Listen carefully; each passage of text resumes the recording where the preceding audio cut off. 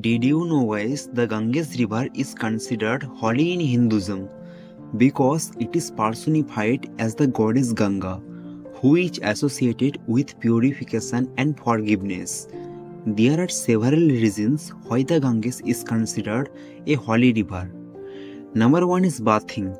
Hindus believe that bathing in the Ganges can help wash away sins and attain salvation. Number 2 is immersing ashes. Hindus believe that immersing the ashes of their dead in the Ganges helps the deceased pass to heaven. Number 3 is drinking water. Hindus believe that drinking water from the Ganges with one's last breath will take the soul to heaven. Number 4 is sparkling water.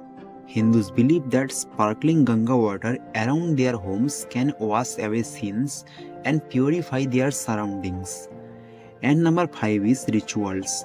Hindus incorporate Ganga water into many important rituals such as birth ceremonies, wedding and death rituals.